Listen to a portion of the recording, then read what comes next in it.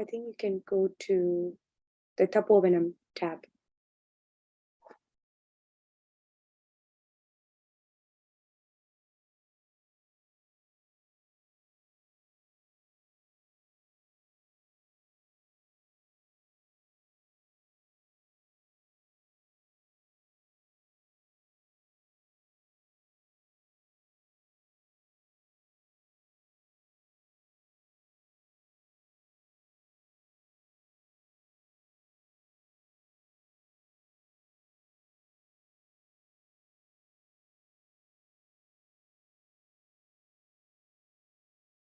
Kamalaka will be doing the praise. Yeah, okay. Om.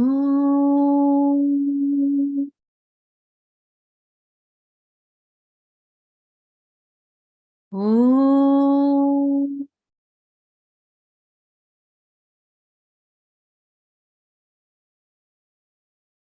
Om.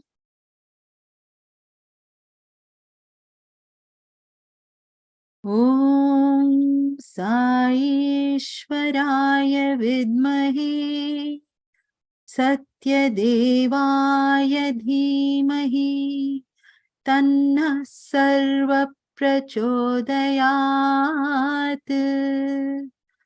Om Sai Ishwaraya Vidmahi Satyadevaya Dhimahi Tanna Sarva Prachodayat. Om Sai Ishwaraya Vidmahi Satyadevaya Dhimahi Tanna Sarva Prachodayat. Om Shanti Shanti Shanti. Sairam. So continuing on in this chapter, we are at the part, not conception, but advent. In the Sri Mahabhagavat, it has been stated that Lord Narayana intended to incarnate on this earth as Sri Krishna and enter the womb of Devaki Devi. After Bhagavan Satyasai proclaimed, "I am that Krishna of yore," a doubt arose in the mind of a learned scholar named Sangu Bhatla Rama Sharma. He was the scholar laureate, Asthana Pandit, of the ruler of Venkatagiri, and he was a learned scholar of scriptures and sacred epics. One day, he happened to be with Sri Satyasai Baba in the mandir when spiritual matters were being discussed. He asked, "Swami, was your birth through normal conception, that is prasavam, or by advent, that is pravesham?" Everyone present was intrigued and somewhat surprised. What is this odd question, and in any case, what is its propriety? They wondered. But Swami certainly knew the inner substance and profound significance of the question. He turned towards Ishwaramma, the mother, who was sitting in the front row, and said, "Tell Rama Sharma what happened on that day when you were lifting water from the well." Ishwaramma then narrated her experience. "When I was lifting water from the well," she said, "suddenly I saw a ball of bluish sparkling light rolling down from the sky. It entered my body and I lost consciousness. When I regained my senses, with ministrations of my mother-in-law, I told her what had happened. She advised me not to breathe a word about it to anyone because people might draw all sorts of undesirable and funny inferences." Bhagavan Sri Satyasai now turned to Rama Sharma and said, "Do you now understand, Rama Sharma? My birth was not through conception, but by advent." Kondamaraju used to take this extraordinary child into his puja room and seat him there. One second, I think, did I miss something? No, okay. As he would perform the worship, he would note that the child's presence gave him immense tranquility of mind, and he could effortlessly concentrate on God in meditation. Why not? It is perfectly understandable. Whoever enthrones Bhagwan in his heart is bound to experience transcendental peace, which is something that every devotee knows from personal experience. The baby was extremely handsome. Neighboring women folk used to spend hours and hours playing with him, caressing him, and embracing him. Ishwaramma never bothered to know what caste or community or faith they belonged to. She raised no objection whatsoever. The baby too learned to love them and like their company. He would often run away from his mother's lap to the company of others. He was indeed restless except in their company. Bhagwan Satsasai once declared that he would unfailingly go to those who yearned for him wholeheartedly.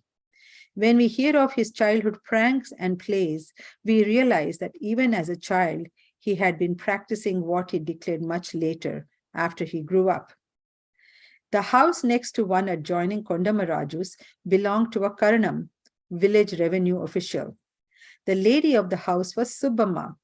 Whenever she took the charming child in her arms, his face would glow in happiness. He would titter with delight, and she would experience supreme joy. She had no children of her own. She often took this child to her home as proudly as if she was bringing home precious treasures. She smothered him with her motherly love. Subbamma's family was a Brahmin family and was vegetarian in food habits. As Satyam always insisted on going to her house and found much happiness there, people used to observe that, like his grandfather Kondamaraju, little Satyam would also be a vegetarian, and hence he preferred to spend much of his time in the environment of Subbamma's house. In fact, Satyam was not as happy in his own house as he was in Subbamma's. Some of the relatives of Kondamaraju's family used to comment that Ishwaramma was Devaki, the natal mother of Lord Krishna, while Subbamma was Yashoda, his foster mother. Another unusual feature of Satyam was that he never used to ask for any particular thing to eat, nor for any particular piece of clothing. Clothes used to be brought from the neighboring towns of Hindupuram and Anantapuram for all children in the family. The little ones would gather around them and eagerly snatch up pieces they preferred. But Satyam would cheerfully accept whatever was left behind. He never indicated that he had any choice of his own. There was nothing that he would particularly prefer. On the other hand, when he saw the other children in happiness, Satyam's face would bloom with pleasure and satisfaction. "Your happiness is my food," Swami declared many years later. That surely must have held true even when Satyam was a mere child. He was full of pity, compassion, love, and sympathy for any living being subjected to hardship and grief. A few playful boys once collected about a dozen frogs and were carrying them in a basket. They planned to have fun by subjecting the poor creatures to some sort of torture. Satyam requested that they be freed. The boys did not agree. Suddenly, Satyam transformed them into pigeons through his divine will. He told them that there were no frogs in the basket. When they disbelievingly opened the lid to see, the birds escaped into the sky. We can read a spiritual meaning too in this incident. From that day to this day, Bhagavan has been transforming ordinary individuals who were entrapped and living like frogs in the deep mire of ignorance, Ajnan, into strong human beings who are bold and happy and capable of soaring free in the spiritual firmament like birds in the skies. Even as a little boy, Satyam was fond of natural beauty.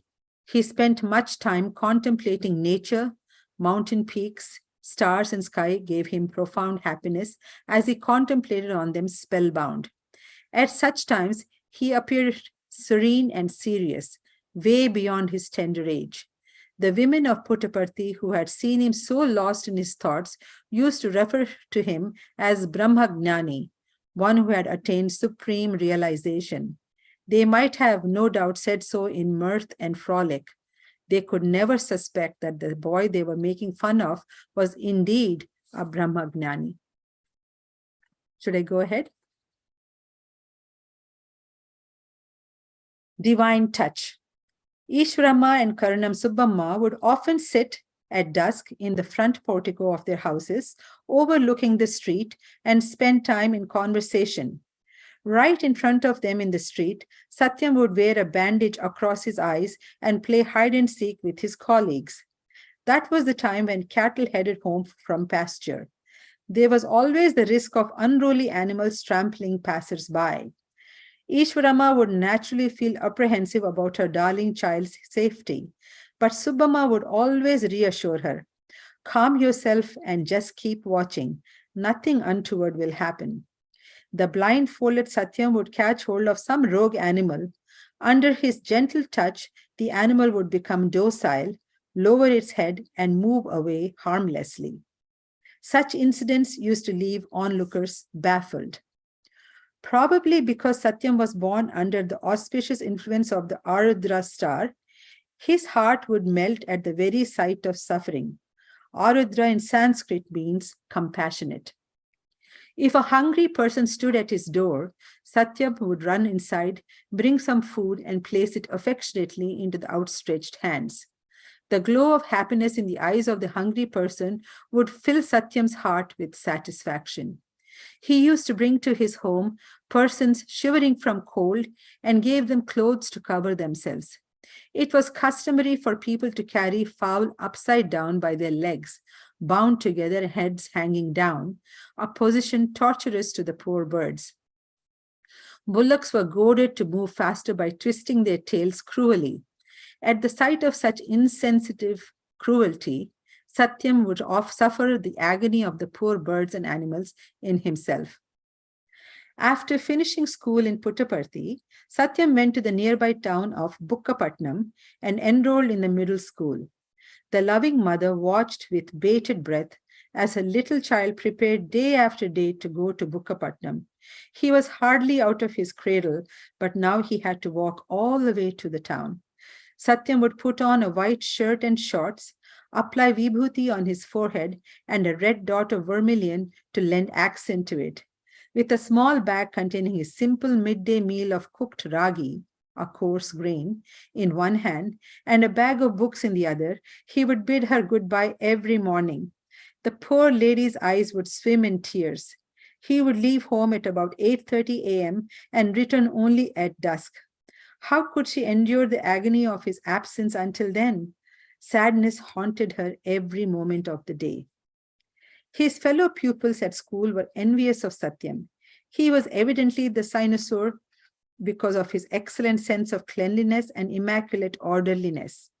As soon as the boys stepped out of the village, they would catch hold of Satyam and duck him in the river Chitravati to make his spotless white clothes dirtier than theirs. Their dirty deed accomplished, they would feel happy and fulfilled. But never would Satyam complain to his beloved mother against them. The teacher's chair. In the school of Bukkapatnam, a teacher by the name of Kondappa was dictating notes to his pupils who were assiduously taking them down.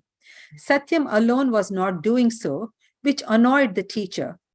How could he know that Satyam, the all-knowing and all-comprehending, had no need for taking down any notes?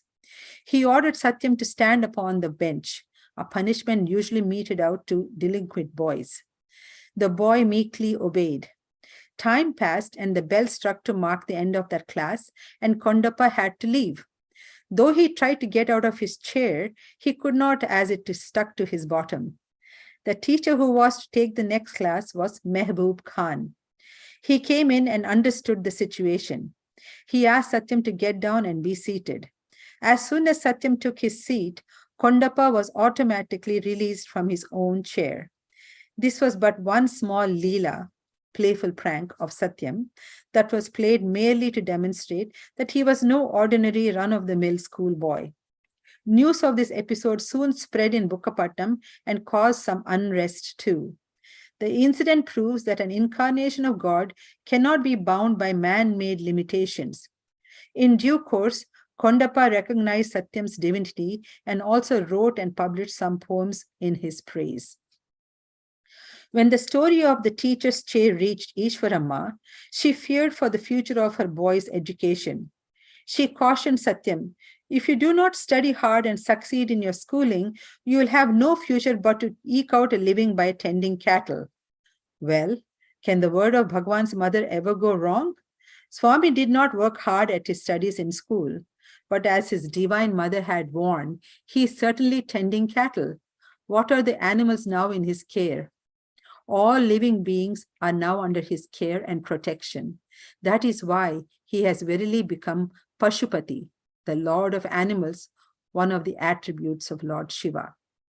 His simple-minded mother had never dreamt that her darling child, so remiss at school, would eventually take up such a glorious job, that of mining the universe as Bhagwan. The end of the year saw Satyam appearing for the final examinations held in the town of Penukonda. He came first, and the people of Penukonda took out a grand procession in honor of this brilliant boy. In her heart of hearts, Ishwarama was delighted at the success of her charming boy, but she was at the same time worried that this might arouse more jealousy amongst the other boys. Often did she wonder and feel astonished at some of the words uttered by Satyam, his decisions and conclusions, the sharpness of his views, and the manner in which he expounded them. Subhama's husband, the Karanam, was sporting a mustache all too odd and prominent, somewhat in the style of Hitler. His conduct also was rather unusual. Satyam composed songs making fun of him and organized his colleagues to sing them in public.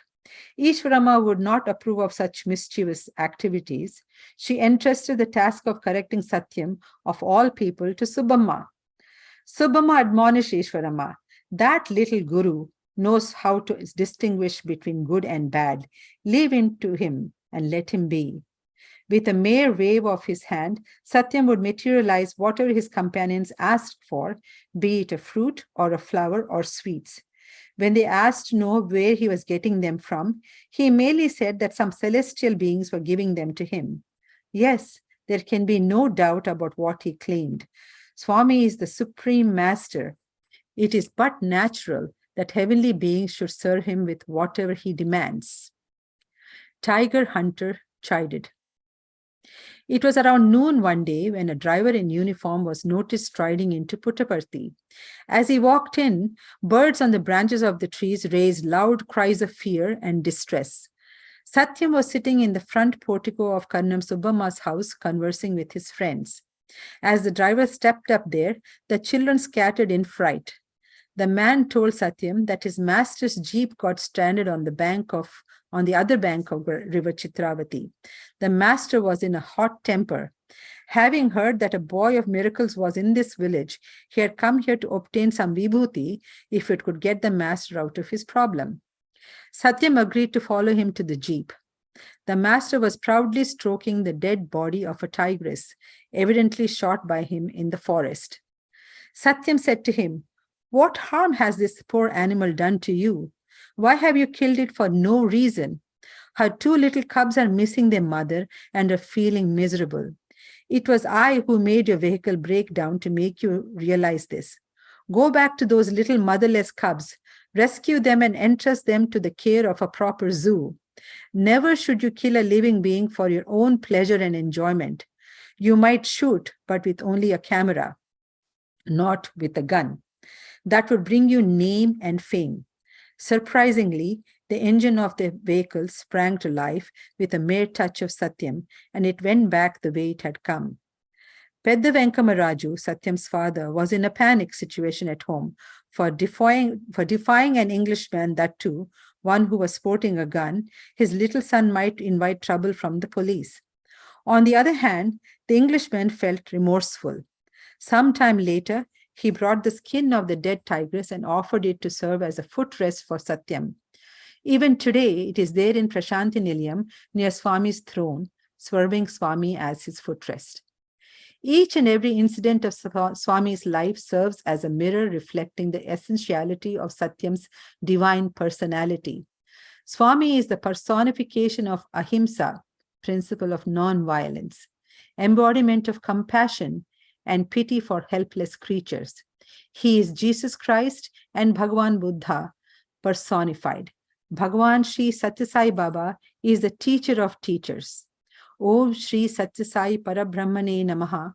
Shanti, Shanti, Shanti. End of chapter 3. Day 2 continued. Chapter 4, Sai Blossoms.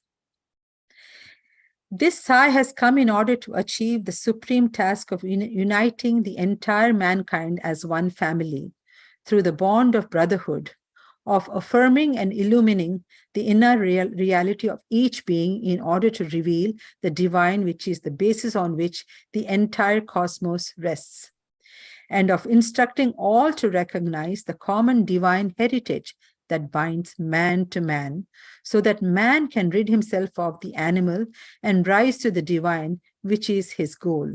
Baba. Seshama Raju married the sister of Pashumarthi Venkata Raju of Kamalapuram in the Kadapa district. He was keen that his younger brother Satyam should be given high school education. So he brought the youngster to Kamalapuram and put him in the local high school.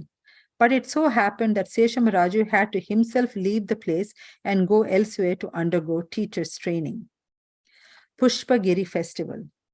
Sometime after Satyam got admitted into the high school, the annual festival at Pushpagiri, a temple town nearby, was to be held. The physical education instructor of the school organized a scout troop for doing service during the festival. Satyam enrolled himself in the troop, as he felt that it would enable him to do social work and service. As he did not have enough money to spend, he did not join the school group going to Pushpagiri, but went there separately by himself, walking all the way. He could not afford to buy food, so he just fasted all the days he was there. He never mentioned this to either to his teacher or to his companions.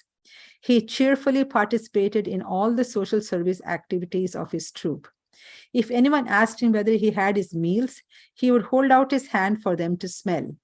His hand would smell of sweets made of pure ghee. His friends believed that he must have taken some tasty food at some of his relatives' house. The scoutmaster would allocate duties evenly to all the boys in his charge, including Satyam, though Satyam was not as sturdy as the others.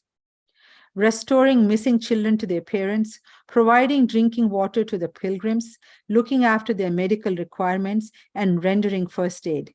These were some of the activities Satyam was engaged in. By his dedication and assiduousness, Satyam set a fine example as a social worker. The scout troop, of which Satyam was a star in the Pushpagiri festivities, was undoubtedly the precursor of the present-day Sri Satya Sai Seva Dal, which is rendering yeoman services to mankind throughout the world. On successfully completing his teacher's training course, Seshama Raju was appointed as a Telugu teacher in Uravakonda. As a teacher, he was describing to the children in his class the childish pranks of Balakrishna and Sri Rama, but he could not understand the meaning of the Leelas being displayed in his own home by the God incarnate. Both he and his father mistakenly attributed them to goblins and evil spirits. Seshama Raju firmly believed that if his little brother were entrusted to his care, he would soon set him right by liberal use of the rod. With a heavy heart, poor Ishwarama agreed to send her darling son to Uravakonda. You done for today? Yes, thank you, Auntie Kamala. No problem. We will close. Do you want me to do that? Yes, please. Okay. Om Samastalokaha Sukhino Bhavantu. Samastalokaha Sukhino Bhavantu. Samastalokaha Sukhino Bhavantu.